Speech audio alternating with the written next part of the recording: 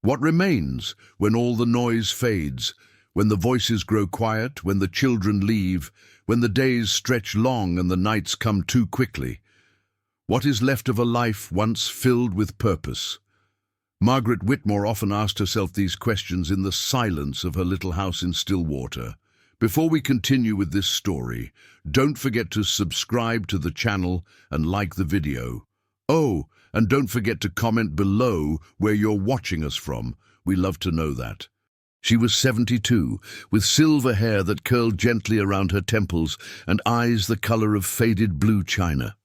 Once, those eyes had lit up classrooms, guiding young students through poems, novels, and the vast landscapes of imagination.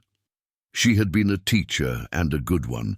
She had raised a son, buried a husband, and built a life of quiet dignity. But now her days seemed to echo. Her mornings began the same way, the kettle whistling softly, the scent of Earl Grey filling the kitchen, the slow creak of the wooden chair by the window where she sat with her cup. Outside, the world continued. Cars passed, children shouted on their way to school. But inside, Margaret felt suspended in a space where time no longer rushed, but lingered. Sometimes she found comfort in memories. She would trace her fingers along the spines of old books, recalling the students who once filled her classroom with laughter and groans. Other times, the memories weighed heavily, reminding her of what she had lost. Her husband Edward, gone for over a decade now, and the sense of being needed every day. Her son Thomas was still in her life, though in a distant, hurried way. He lived in the city, working endless hours in finance, rarely calling except to discuss practical matters. His own son, Daniel, 15 now, was drifting in a storm Margaret recognized but could not reach. His parents' divorce had left him closed off, his grades slipping, his voice sharp with indifference whenever Margaret tried to connect. She often wondered if silence was hereditary. That morning, the September sun filtered through the lace curtains, painting golden patterns on the floor. Margaret held her teacup and let the warmth steady her. She whispered aloud, as she often did when no one was listening, "Is this what it means to grow old, to hold on to echoes and wait for something to stir them again?" It was then she heard it, the soft sound of pages turning. At first she thought it was her imagination, some ghost of her own longing, but when she leaned closer to the window, she saw her. A girl sat on the stone step of her front gate, a book balanced on her knees. Her dark hair was tied back loosely, strands falling across her face as she bent low, reading with an intensity Margaret hadn't seen in years. Margaret frowned, curious. Few children lingered near her house. They passed by, yes, with laughter and backpacks, but they never stopped. She rose slowly, her joints stiff, and opened the front door. The hinges groaned in protest. The girl looked up. Her eyes were large, bright, and startlingly direct. "Good morning," Margaret said gently. "What brings you here?" The girl hesitated, then held up the book. The cover was frayed, the title barely visible, Meditations by Marcus Aurelius. "I found it in the library's discard pile," she said softly. "They were throwing it away. I thought maybe it wasn't ready to be forgotten." Something in Margaret stirred. That book, dense, philosophical, overlooked, was one she had tried to teach years ago, with little success. Students had rolled their eyes, impatient with words they thought belonged to another world. Yet here was this girl, perhaps no older than 12, cradling it as though it were treasure. Margaret stepped closer. "Do you understand it?" The girl shrugged, a small smile flickering at the corner of her mouth. "Not all of it. But some lines feel like they're speaking directly to me. Like, you could leave life right now. Let that determine what you do and say and think." The words landed between them like a spark. Margaret felt her breath catch. How long had it been since anyone had quoted Aurelius to her? How long since she had felt the thrill of encountering a mind that searched for meaning. "What is your name, child?" Margaret asked. "Lila," the girl replied. "We live across the street. My mom works at the clinic, so I wait here after school sometimes.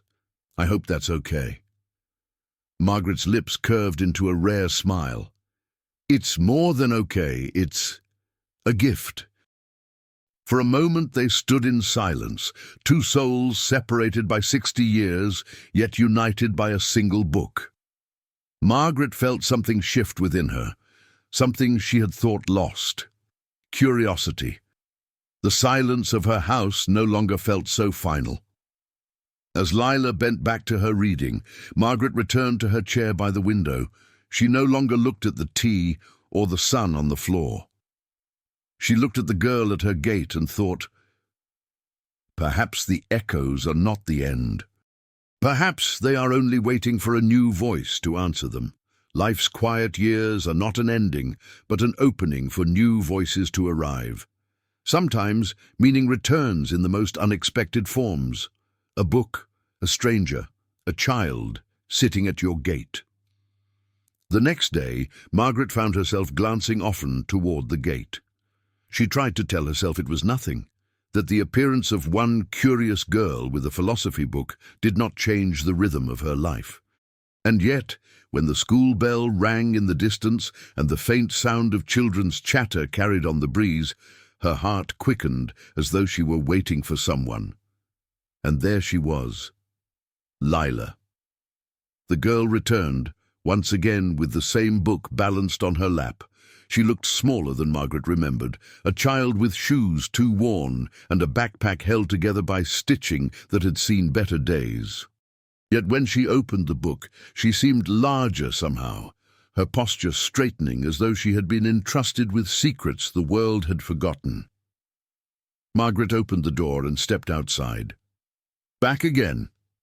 Lila looked up, her expression shy but steady. "I didn't finish yesterday." Margaret chuckled softly. "Marcus Aurelius takes more than a day." She lowered herself onto the porch step with careful movements. "May I join you?" The girl nodded, shifting to make room. And so teacher and child sat side by side, the late afternoon light warming the stones beneath them. For a time they simply read, pages turning, the distant call of a morning dove, the quiet hum of passing cars. Margaret felt the silence was no longer heavy, but shared, like a woven thread connecting two generations. It was Lila who broke it. "Do you think he was right? That we should live each day as if it might be the last?" Margaret studied the girl's profile. "I think he was reminding us not to waste time. The hardest truth of all is that time is the one thing we never get back." Lila's eyes softened. "That's what I thought too. My mum says she never has enough of it." Something in her tone, tired, matter-of-fact, made Margaret ache. She thought of the nurse's uniform she often saw on the neighbour's clothesline, of the weary figure hurrying home after long shifts. Lila was a child who knew absence too well. "Your mother works hard," Margaret said gently. Lila nodded, closing the book. "She does, but she says it's worth it. She says I should learn everything I can because knowledge is the only thing no one can take away." Margaret's chest tightened. How long had it been since she had heard such faith in learning?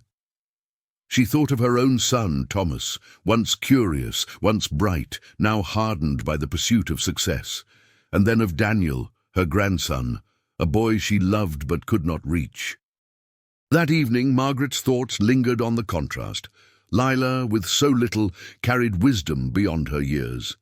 Daniel, with everything at his disposal, carried only emptiness. The following Saturday, Thomas arrived with Daniel. He had called briefly that morning. "Mother, I'll drop him off for the weekend. Work trip. You don't mind, do you?" And hung up before Margaret could answer. Daniel emerged from the car with slouched shoulders, headphones clamped over his ears, eyes fixed on his phone. He brushed past Margaret's embrace, muttering something that might have been "hi," though the music drowned it out. "Homework?" she asked carefully. "Don't care." He vanished into the spare room, shutting the door with a finality that made the house feel smaller. Margaret stood in the hallway, the weight of his silence pressing down. She wanted to call after him, to say something that might pierce the armor he wore, but the words caught in her throat. Later, she found him at the kitchen table, staring blankly at a math worksheet. His pencil tapped against the paper, rhythm sharp, impatient. "Need help?" she asked. "No, it's pointless anyway." Margaret sat across from him, folding her hands. "Why do you think it's pointless?" "Because none of it matters. Numbers, books, school, none of it changes anything." His words landed like stones. She saw herself in him, her younger self, her son, and now this boy, each carrying the same frustration but expressing it differently. Yet before she could respond, a knock came at the door. Lila stood there, book in hand. Her eyes widened slightly when she saw Daniel slouched in the kitchen. Margaret hesitated, then smiled faintly. "Come in, dear." Lila stepped inside, her presence bringing a sudden lightness. She glanced at the worksheet on the table. "I used to think that too," she said softly, addressing Daniel without hesitation, "that none of it mattered, until I realized math isn't just numbers. It's patterns, like the way tree branches split, or how raindrops make circles in puddles." Daniel looked up, frowning. "What are you talking about?" "Connections," Lila replied simply. "Everything is connected. Once you see that, it stops feeling pointless." For the first time that evening, Daniel's headphones slipped around his neck. He didn't answer, but he didn't look away either. Margaret watched quietly, her heart stirring. Perhaps the silence in her house was about to be broken, not by her own voice, but by a girl who had appeared on her doorstep with a forgotten book. Sometimes wisdom comes from unexpected places. When hearts close, it takes an outsider's voice, gentle, unassuming, to begin opening the door again. Silence is not an ending. It can be the soil where new connections take root. The weekend stretched long, filled with the uneasy rhythm of a house shared by three very different souls. Margaret had grown used to the hush of her own company, but now the air seemed restless. Daniel's footsteps thudded heavily down the hallway, doors closed sharply behind him, and music pulsed faintly through the walls. Lila, on the other hand, seemed to bring the opposite, a quiet hum of presence, light and steady, like the flicker of a candle in a dark room. On Sunday afternoon, Margaret found herself once again on the porch, watching as Lila explained something to Daniel. She had brought along a notebook this time, its pages scribbled with diagrams and sketches that looked nothing like schoolwork. Daniel slouched on the step, his usual scowl fixed in place, but he wasn't walking away. That alone was progress. "See?" Lila said, drawing circles that overlapped on the page. "It's like ripples in water. One action spreads out, touching things you didn't expect. Math works the same way. It's not about solving numbers, it's about seeing the ripples." Daniel frowned. "That's not what they teach in class." "No," Lila agreed simply, "but maybe they should." Margaret's lips curved into the faintest smile. She had spent decades in front of classrooms, trying to spark curiosity with metaphors and stories, only to watch students' eyes glaze over. And here was this girl, 12 years old, sitting cross-legged with a pencil and a stubborn patience, managing what seasoned teachers could not, making Daniel listen. She rose and stepped closer. "Lila," she said softly, "you seem to see things differently." The girl looked up, almost startled, then shrugged. "I just try to notice. My great-grandfather used to say that wisdom is hiding everywhere. Most people just walk past it." "Wise man," Margaret murmured. Daniel rolled his eyes. Sounds like fortune cookie stuff, but the way he leaned closer betrayed his interest. That evening, after Lila had gone home, Margaret sat across from Daniel at the kitchen table. He was fiddling with his phone, but she could see the faint crease in his brow, thinking, processing, though he'd never admit it. She's unusual, isn't she? Margaret ventured. Daniel glanced up, wary. Who? You know who. Lila. He shrugged, pretending disinterest. She's different. Different can be good, Margaret said gently. Sometimes it's exactly what we need. Daniel didn't answer, but she noticed that his phone screen had gone dark, untouched, as though his thoughts were elsewhere. The next day, Margaret found herself waiting by the window again. She hated to admit it, but the girls' visits had become a quiet expectation, a spark of energy that pulled her from routine. When Lila appeared, book tucked under her arm, Margaret felt something she hadn't in years, anticipation. "Good afternoon," Margaret greeted, opening the door before Lila could even knock. "Good afternoon, Mrs. Whitmore." "Margaret, please," she corrected warmly. "Come in." They settled at the dining table, sunlight spilling across its polished surface. Lila spread her book open, but it wasn't Marcus Aurelius this time. It was a worn collection of poems. "I thought maybe Daniel would like this more," she explained. "Poems are shorter, less to fight with." Margaret chuckled, surprised by the girl's insight. "You may be right." Not long after, Daniel wandered in, pretending indifference but clearly drawn by the sound of voices. He flopped into a chair, arms crossed.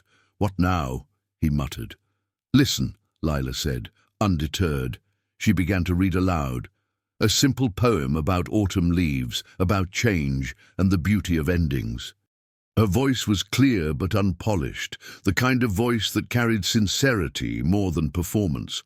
Daniel shifted, uncomfortable. But when she finished, he asked, grudgingly, "So, what's the point of that?" "The point," Lila said, smiling slightly, "is whatever you hear in it. Maybe it's about how everything ends, or maybe it's about how endings can be beautiful too. You decide." Daniel didn't reply, but Margaret saw something flicker in his eyes, a tiny crack in the wall he had built around himself. Later that night, when the house had gone still, Margaret sat in her armchair with her hands folded. She thought about the day, about Lila's unshakable patience and Daniel's reluctant curiosity, and she thought about herself. For years, she had believed her purpose ended when the classroom door closed behind her, when her husband passed, when her son no longer asked for advice. But now, watching Lila, she realized something profound. Teaching was not a profession. It was a way of seeing, a way of giving. Perhaps her days were not echoes after all.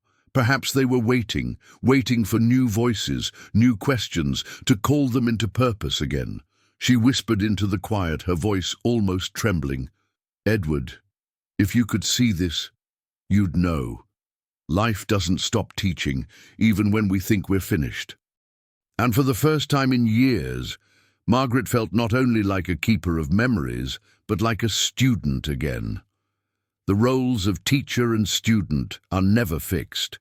At any age we may be both, passing on what we know and learning from those who surprise us with wisdom, in the simplest of words. The following weekend, Margaret's house was busier than it had been in years. Daniel had stopped locking himself away in the spare room, and though he still wore his scowl like armor, he lingered longer at the table whenever Lila was around. He pretended indifference, yet Margaret noticed the way he leaned forward when Lila spoke, the way his eyes followed her pencil as she sketched patterns in her notebook. One afternoon, as Margaret set down a plate of oatmeal cookies, she caught Daniel murmuring a question. "So, when you said everything is connected, how does that work with people?" Lila tilted her head, considering. "Well, when you're angry at someone, Doesn't it make the whole room feel heavier? And when you laugh, don't other people laugh too? That's connection. One person's feelings ripple out to everyone else. Daniel frowned, chewing on the thought. Margaret held her breath, sensing something fragile unfolding. But the sound of a car engine broke the moment. Tires crunched on gravel. Margaret's son, Thomas, had arrived earlier than expected. The front door opened, and his voice filled the hallway. "Mother? Daniel?" Daniel's jaw tightened. He muttered, "Great!" under his breath and slumped back in his chair. Thomas strode into the kitchen, briefcase in hand, suit jacket still on. His presence always carried a current of urgency, as though even his footsteps were on a deadline. "What's this?" he asked sharply, eyes flicking from Daniel to Lila. "Study group?" Margaret rose to greet him, trying to keep her tone even. "This is Lila, our neighbor. She's been spending some time here." Thomas's brow furrowed. "Daniel, you're supposed to be working on your assignments, not wasting time with—" He hesitated, glancing at Lila with polite dismissal. "With distractions." Lila flushed, clutching her notebook. Something in Margaret snapped. "Thomas, she is not a distraction. She has been helping." "Helping?" Thomas scoffed. "Mother, with all due respect, Daniel doesn't need philosophy lessons from a 12-year-old. He needs discipline, structure. He needs to get serious." The tension thickened like a storm. Margaret wanted to defend Lila, to point out the small but undeniable changes she had seen in Daniel. But before she could, Daniel pushed back his chair with a screech. "You don't get it," he muttered, his voice low but shaking. "You never do." "Excuse me?" Thomas's tone sharpened. "You just want me to be like you," Daniel burst out. "Work, grades, pressure, money, none of it means anything. At least Lila actually listens." The room fell silent. Thomas's face darkened, his jaw rigid. He turned to Margaret, his voice tight. "You see what's happening?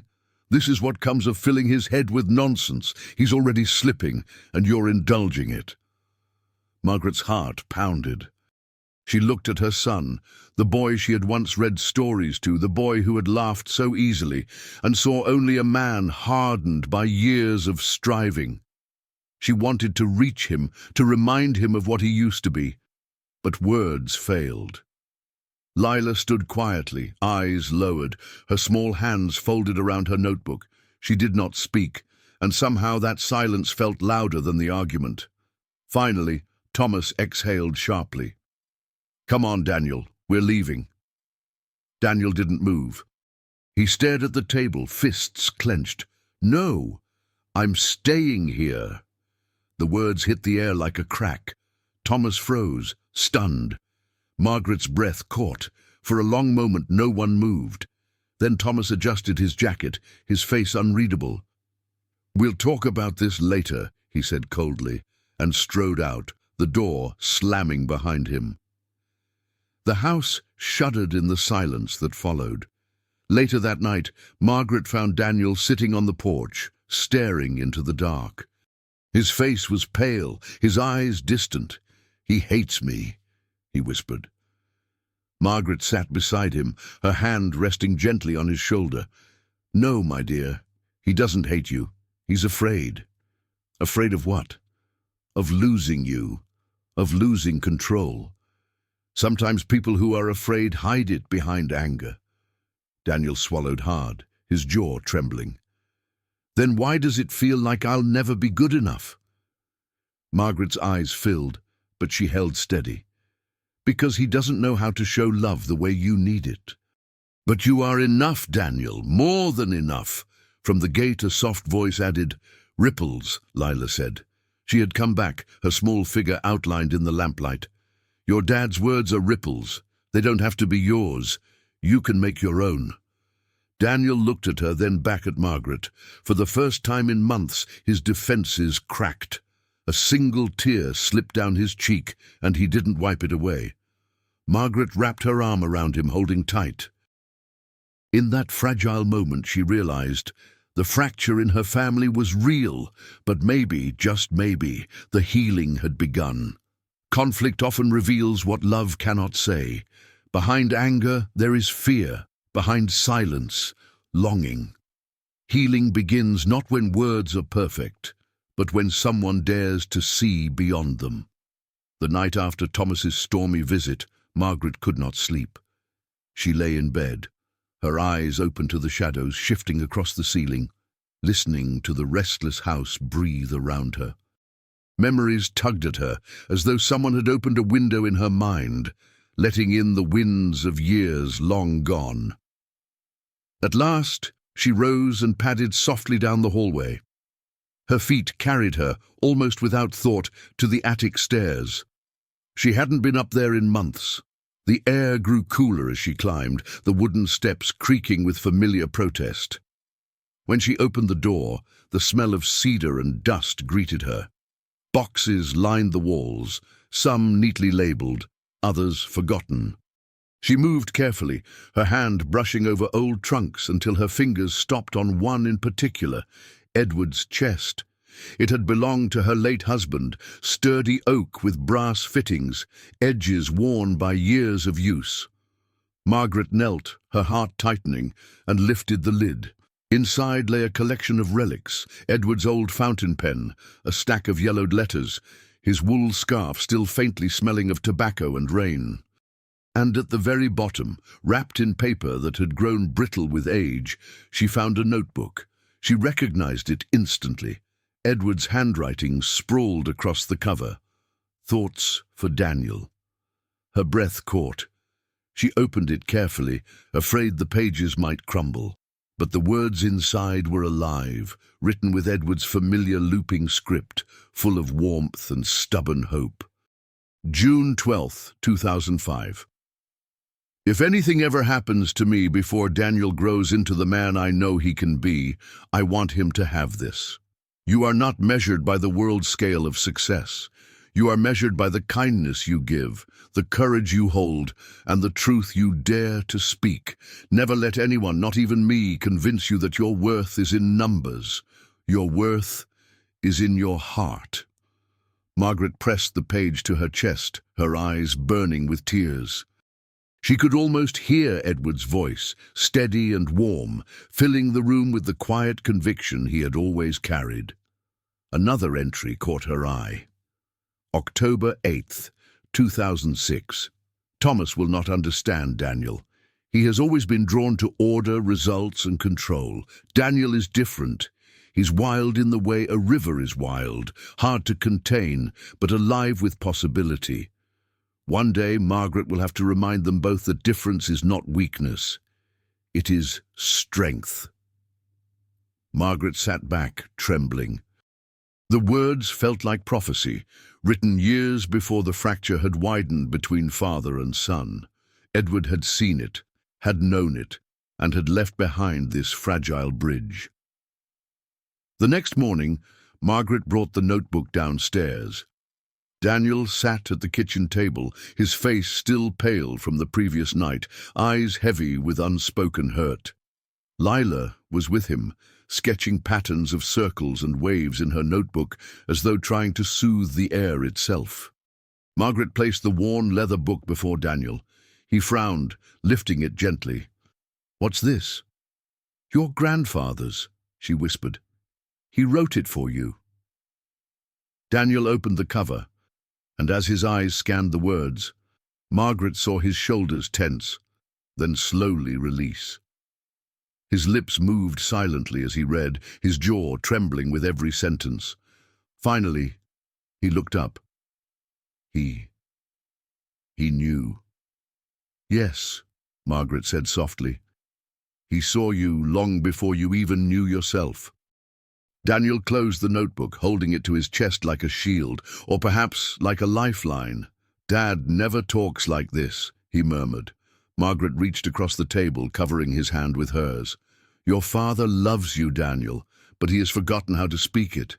Maybe this," she nodded to the book, "can remind him too." Lila smiled faintly, tapping her pencil. Ripples, she whispered again. Daniel gave her a small, crooked smile. For the first time, it reached his eyes. That evening, as the sun dipped low and painted the kitchen in amber light, Margaret allowed herself to remember Edward fully. Not just the husband who had passed too soon, but the man who had always believed that love could outlast silence, that understanding could mend what fear had broken. She whispered to the empty room, though she felt him close. "Edward, I found your words, and I promise I will carry them forward." And with that promise, Margaret felt the weight of the past shift. Not gone, but no longer unbearable, like a river changing course, carrying her gently toward the possibility of healing. The past is never truly gone. It lingers in the words and choices of those who loved us. Sometimes the wisdom we need is not new, but waiting in the echoes of voices we thought we lost. Thomas returned to Stillwater 3 days later, unannounced. His visits were always like storms, sudden, heavy, and unsettling. Margaret was in the garden when she heard the crunch of tires on gravel. She looked up to see her son step out of his car, shoulders stiff, jaw tight as if carved from stone. "Mother," he said shortly, giving a nod. "Thomas," she replied, brushing soil from her hands. "You could have called. I didn't come for pleasantries." His gaze shifted toward the house. "Where's Daniel?" "In the library with Lila, reading." The word reading made him grimace. "I told him to focus on his grades, not fairy tales." Margaret studied her son, the lines on his face deepened by years of pressure and self-imposed expectations. She sighed. "Not everything worth learning is on a report card, Thomas." He brushed past her without replying. Inside the library, Daniel and Lila sat close together, heads bent over Edward's notebook. Daniel was reading aloud, his voice tentative but growing steadier with each word. "Strength is not found in crushing others, but in lifting them when they fall. To lead without kindness is not leadership at all." Lila's eyes shone. "Your grandfather was wise." Before Daniel could answer, Thomas's voice cut in. "What's that?" The boy froze. Margaret hurried in behind Thomas, her heart already tightening. "It's Edward's," she said quickly. "A journal he wrote for Daniel." Thomas extended his hand. "Give it here." Daniel hesitated, clutching the book closer. "No, it's mine." Daniel." Thomas's voice sharpened, heavy with authority. "I won't ask twice." Margaret touched her grandson's shoulder gently. "Let him see it, darling. Sometimes the words we need most aren't the ones we expect." Reluctantly, Daniel placed the notebook in his father's hand. Thomas opened it, his eyes scanning the first page. His expression didn't change at first. He flipped to another entry, then another. The silence grew heavy, broken only by the turning of fragile pages. Finally, he read aloud, voice low. "Thomas will not understand Daniel. He has always been drawn to order, results, and control. Daniel is different. He is wild in the way a river is wild, hard to contain, but alive with possibility." Thomas's hand trembled slightly as he closed the notebook. His jaw tightened, but his eyes betrayed him, wet, glistening. "He wrote this about me," he muttered, more to himself than to them. Margaret stepped closer. "He didn't mean it as an insult." "He saw you, Thomas, and he saw Daniel too." Thomas shook his head. "I worked my whole life to escape failure, to build something respectable, and all this time he thought—" His voice broke. He swallowed hard, fighting for composure. "He thought I didn't understand." "You didn't," Daniel whispered, surprising them both. His voice cracked but carried weight. "You don't understand me." Thomas turned to him, face hardening again.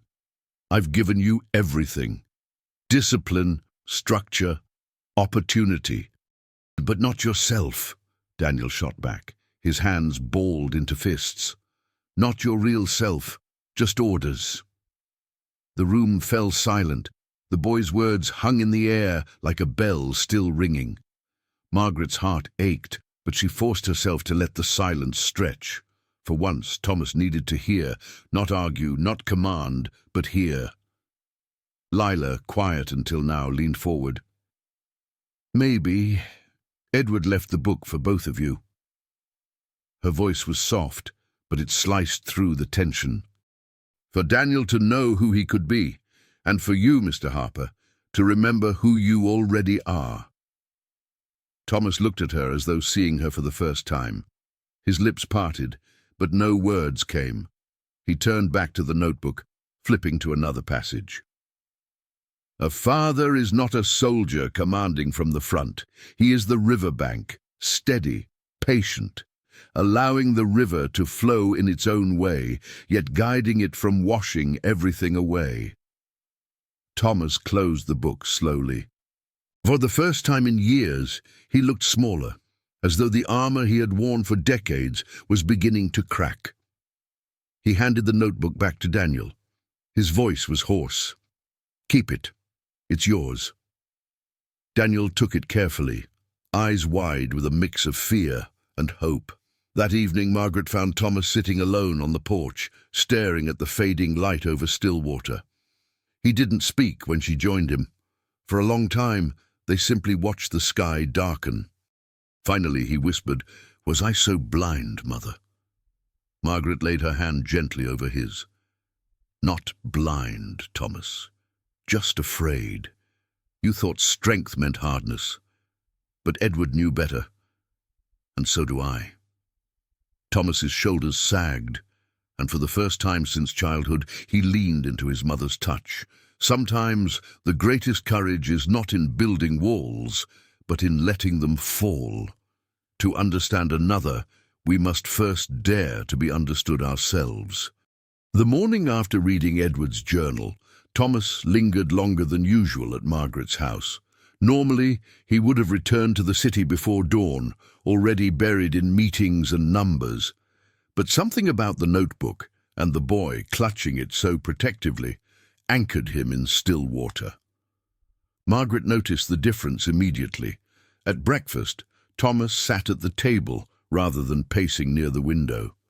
He stirred his coffee absent-mindedly, as though uncertain what to do with himself.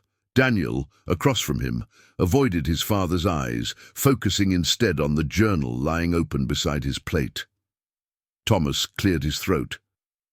"What are you reading?" Daniel hesitated, then answered quietly, "Grandpa's notes about leadership." Thomas nodded stiffly. "And what do you think?" Daniel shrugged, not daring to look up. "I think he understood things you don't." The words landed like stones, but Thomas didn't snap back this time. He stared into his coffee, wrestling with the sting. Margaret watched her son carefully, noticing how his hands tightened around the cup, then slowly eased. He was trying, struggling, but trying.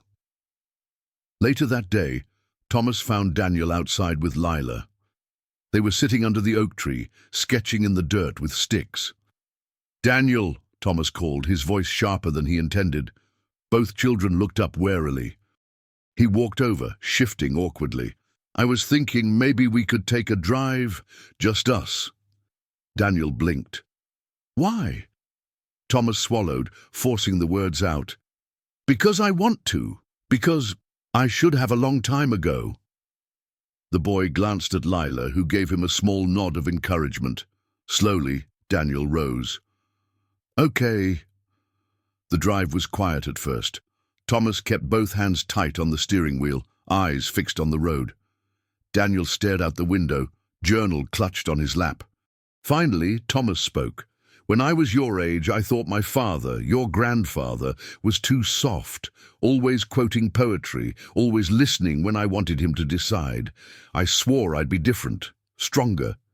Daniel frowned. "You mean harsher?" Thomas winced, but didn't deny it. "Maybe. But I thought that's what the world demanded." He glanced at his son, voice lower now. Reading his words again. I'm starting to wonder if I was wrong." Daniel studied him carefully, as though searching for cracks in the mask. "You were wrong," he said at last. "But maybe you don't have to stay that way." Thomas's grip on the wheel loosened. For the first time, he allowed himself to hope that his son might still reach for him. That evening, back at the house, Margaret overheard voices from the porch. "Why do you always push me so hard?" Daniel asked, his tone more curious than accusing. Thomas sighed. "Because I was afraid you'd become me." Daniel tilted his head. "And what's so wrong with that?"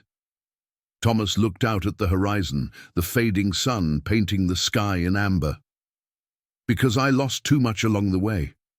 Your grandfather, your grandmother's trust for a time, even myself."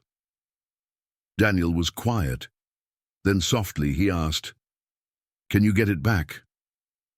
The question struck Thomas deeply. He turned toward his son, eyes wet, mouth trembling with an answer he didn't yet have. "I don't know," he admitted, "but maybe, if you'll let me try." Daniel nodded slowly, clutching the notebook tighter.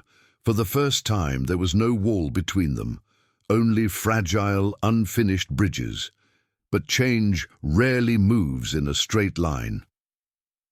The very next morning, Thomas's old instincts returned. Daniel had left his shoes scattered in the hallway, and Thomas's temper flared. "Daniel!" he barked, his voice echoing through the house. "How many times must I tell you?" Daniel froze, fear flashing in his eyes. Margaret rushed in, her hand firm on Thomas's arm. "Stop!" she said firmly. Thomas blinked, breath heavy, as if waking from a trance. He saw Daniel's shoulders hunched, the boy retreating into silence, and shame cut through him like a blade. I'm sorry," he stammered. The words tasted foreign, but real. That wasn't right. Daniel looked at him in shock.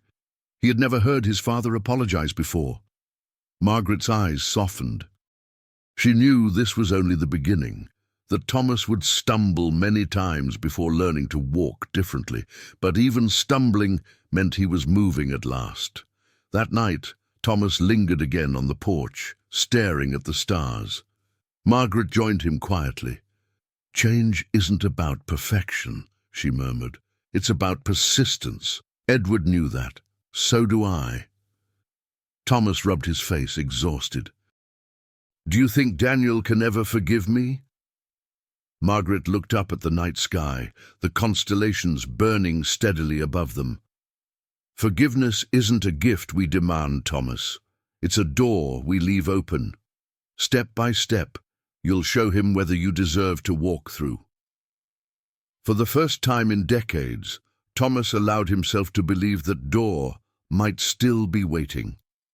Healing begins not in grand gestures, but in small cracks of honesty. Change is fragile, inconsistent and messy, but even broken ground can bloom again when watered with persistence and humility. The tension in the Whitmore house had shifted. It was no longer the storm of anger and resentment, but a quieter, more subtle current, like the stillness before a tide rises. Daniel had begun to notice the ripples Edward and Lila had spoken of, seeing that every word, every gesture, carried weight. That Saturday afternoon, Margaret had gone to the garden to prune her roses. Thomas was in the study, pretending to work on spreadsheets but clearly distracted. Daniel, restless, paced the living room, notebook tucked under his arm. He had decided today would be different. When Thomas called out, "Daniel, come here. We need to go over your algebra homework." Daniel stopped. He had walked this path countless times, obey, submit, and endure. But today, something shifted. He looked up, notebook pressed to his chest, and said quietly, yet firmly, "I can't do it this way anymore." Thomas froze mid-step, expression hardening. "What do you mean?" "I mean," Daniel continued, "I can't keep doing what you say just because you say it. I need to understand why. I need to learn the way Grandpa wrote about seeing connections, not just answers. Thomas blinked. Daniel. His voice cracked, a mix of disbelief and frustration. You think you know better than me?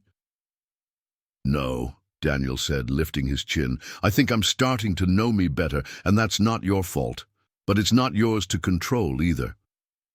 The room went silent.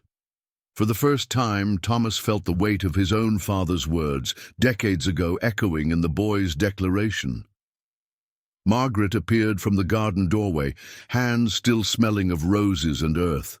She watched, heart swelling, as father and son confronted the invisible barrier between them.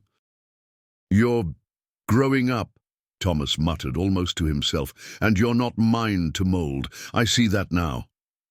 Yes, Daniel said softly, his voice steady, gaining courage with every word. But I need guidance, not control. You can help me, like Grandpa helped you, but you have to let me have my own voice too. Thomas's shoulders sagged. He walked toward the kitchen table, sitting down across from his son. The armor was cracking, and behind it was a man who had spent decades fearing failure, fearing weakness, and fearing loss. Margaret's eyes brimmed with tears, but she smiled gently. She had waited for this moment, silently cheering the boy who had once retreated from life, and the father who had once clutched it too tightly. Later that evening, Thomas and Daniel sat at the table, notebooks open, markers scattered across the surface. Lila joined them, perched on the edge of a chair, pencil in hand. You're finally listening, she said to Daniel. And speaking. Daniel nodded. I realized I can't just copy what they tell me in class. I have to understand it, connect it, make it mine. Thomas sighed, rubbing his face. And I need to remember that teaching isn't commanding. It's listening, too. Lila smiled faintly. Ripples. Daniel grinned. Yeah, ripples. The following day, Margaret watched quietly as father and son walked through Stillwater Park. They were discussing equations and poetry side by side, voices overlapping, hands occasionally brushing as they gestured toward the sketches and notes in Daniel's notebook. Thomas stopped suddenly, pointing to a pattern Daniel had drawn. See this? I missed it. You saw something here I couldn't. Good work, son. Daniel's chest swelled with pride, though he quickly hid it behind a modest shrug. For the first time, he felt not just recognized, but understood. Margaret leaned against a tree nearby, her hands folded, breathing in the crisp autumn air. She thought of Edward and the wisdom he had left behind. It had taken years, a girl with quiet insight and a family willing to confront their fears. But finally, the ripples were becoming waves. That evening, Thomas returned to the study alone, journal in hand. He read Edward's words again, slower this time, absorbing not just the advice but the love, patience, and foresight that had gone into them. For decades, he had believed strength meant control. Now he understood. True strength was trust, humility, and listening. He placed the notebook carefully on the shelf, looking out the window at the amber sky. Somewhere, he knew, Daniel was watching, learning, and finding his own way. And he smiled, for the first time in years without pretense or fear. Finding one's voice is a journey of courage, patience, and self-trust. True growth occurs when guidance meets autonomy, when listening replaces commanding, and when understanding replaces judgment. The morning light poured into the Whitmore kitchen, golden and warm, as Daniel sat across from Lila. The journal lay open, markers and sketches strewn across the table. His eyes were bright, full of energy and purpose. Daniel, are you sure about this? Lila asked softly, her pencil hovering over her notebook. It's not easy. People don't like being challenged. Daniel nodded firmly. I know, but if I've learned anything from Grandpa, it's that seeing is not enough. We have to act, and this This isn't just about homework or tests, it's about fairness. Margaret appeared from the garden, wiping her hands on a cloth. Daniel, remember what we've practiced. Observation first, judgment later. And courage, always. Daniel grinned. I'm ready. The situation had been unfolding quietly for weeks. One of Lila's cousins, Mateo, had been falsely accused at his part-time job at a local bookstore of damaging an expensive shipment. The store manager's words had been harsh, swift, and uncompromising, leaving Mateo humiliated and at risk of losing the job. Lila had confided in Daniel, her frustration and worry tangible in her small hands gripping his notebook. Daniel had listened carefully, observing, connecting the dots. There were inconsistencies in the manager's story, contradictions in the logs, and a single witness whose account had been ignored. But most importantly, he saw the ripple effect, Mateo's fear, Lila's worry, and the way injustice had spread through their small circle like spilled ink. Armed with his notebook, a folder of observations, and newfound courage, Daniel walked into the bookstore after school. The bell above the door jingled faintly, announcing his presence. The manager, a stern man named Mr. Pearson, looked up from his desk, eyebrows knitting together. "Can I help you?" "Yes," Daniel said, his voice steady. "I'm here about Mateo." Mr. Pearson's expression hardened. "And what do you want? He caused significant damage. We're lucky I didn't fire him immediately." Daniel took a deep breath. "I've been looking at the logs, your shipment records, and eyewitness accounts. I think there's been a misunderstanding. I'd like to explain what I found." Mr. Pearson scoffed. "And you think a high school kid can fix this?" Daniel's jaw set. "I think we all have the responsibility to see the truth. That's what I'm trying to do." For the next hour, Daniel laid out his observations. Timestamps that didn't match, contradictions in statements, and the overlooked testimony of a co-worker who had seen the incident differently. He spoke clearly, calmly, and with conviction, not in accusation but in careful demonstration of facts. Lila watched from the doorway, pencil paused, heart hammering. Margaret had accompanied them quietly, giving Daniel the space to lead. Mr. Pearson's expression shifted gradually, from disbelief to scrutiny, and finally grudging acknowledgement. You've done your homework," he muttered, flipping through Daniel's notes. "These records, they do raise questions. Perhaps I was hasty." No, Daniel nodded. "I just want the truth to be recognized. Mateo shouldn't be punished for something he didn't do." Later, outside the store, Mateo stood stiffly, relief washing over his face. Daniel approached him, holding out the journal. "It's not just about defending you," Daniel said. "It's about noticing what's happening, connecting the dots and acting. That's how we stop injustice from spreading." Mateo's eyes glistened. I don't know how to thank you." "You don't have to," Daniel replied. "Just promise me you'll do the same when someone else needs help." That evening, Margaret, Thomas, and Daniel sat together on the porch, watching the sunset burn low over Stillwater. The air was calm, carrying the scent of autumn leaves and the faint smoke of a neighbor's chimney. "Daniel," Margaret said softly, "I'm proud of you. You've learned to see, to understand, and to act." Thomas placed a hand on his son's shoulder, eyes misty. "You've done what I couldn't see myself doing at your age, and you've reminded me what it means to truly lead." Daniel smiled, but it wasn't pride that shone in his eyes. It was clarity, purpose, and humility. "It's not about me," he said.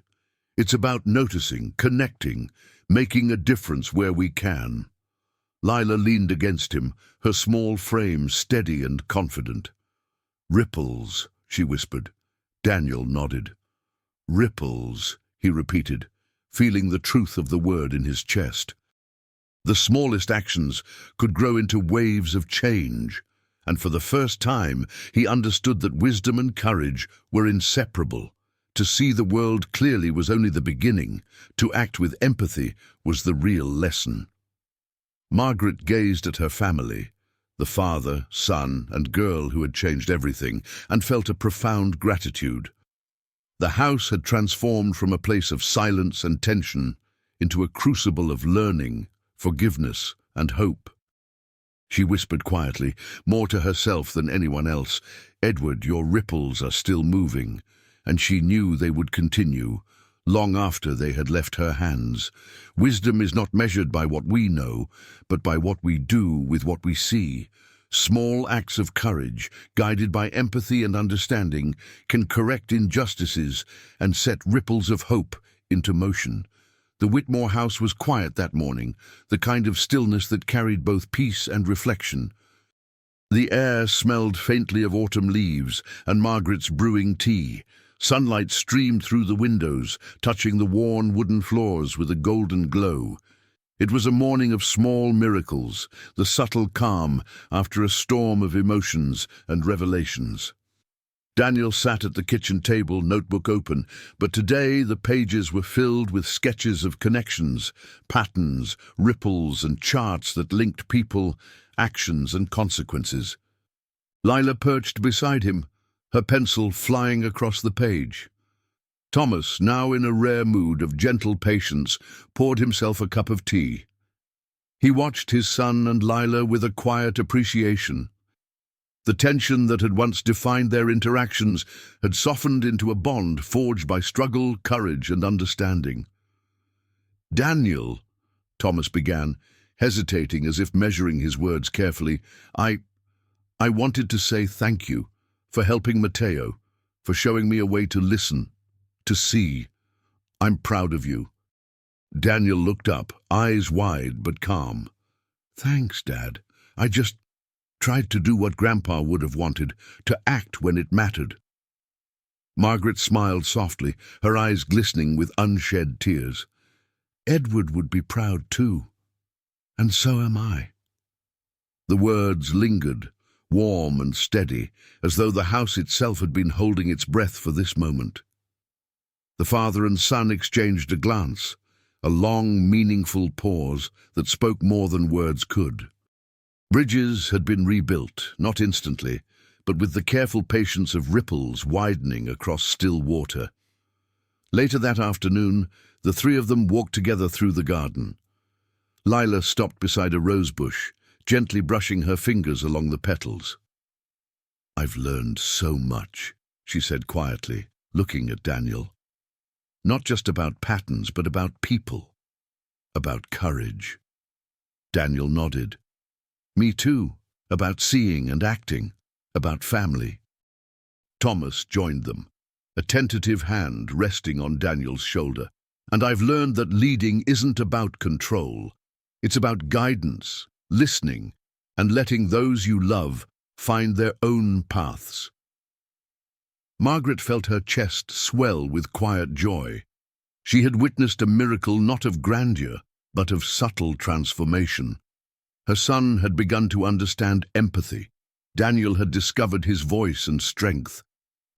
And Lila, with her quiet wisdom, had reminded them all that the smallest ripples could create the largest waves. As the sun dipped low, painting the sky in shades of gold and crimson, Margaret led them back to the porch.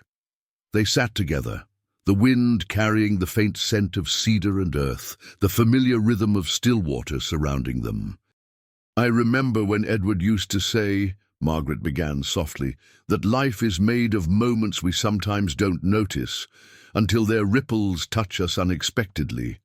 He believed we are always learning, always growing, no matter our age."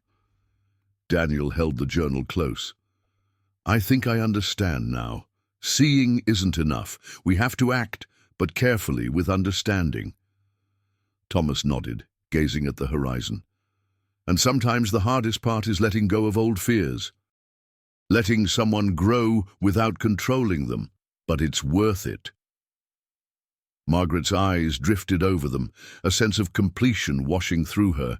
She realized that life's lessons were not contained in wealth, success, or accolades. They were in the quiet acts of courage, the patience to listen, and the willingness to forgive and understand. That evening, as the stars began to shimmer over Stillwater, Daniel, Thomas, and Margaret sat together one last time on the porch. Leela leaned back, her small frame relaxed, her eyes thoughtful. "I think this is just the beginning," she said. "Ripples keep moving. They never really stop." Daniel smiled, looking at his father. "Then let's make sure they move well." Thomas reached out, taking his son's hand. Together. Margaret held both of them close, her heart full. For years she had feared the silence, the misunderstandings, the missed chances. Now she saw clearly, love, patience, and courage could transform not just a single life but an entire family. The night settled around them, calm and gentle, as if the world itself were taking a quiet breath. They had faced fear, anger, and doubt, and emerged not unscathed, but whole, connected, and ready to continue learning together. Life is a series of ripples. Every word, every choice, every act of kindness or courage sends waves into the world. True wisdom is not measured by wealth, status, or success, but by the empathy we carry, the connections we nurture, and the courage to act with heart. Even the smallest gestures can create profound change, and love, patient, persistent, and understanding, remains the most powerful force of all.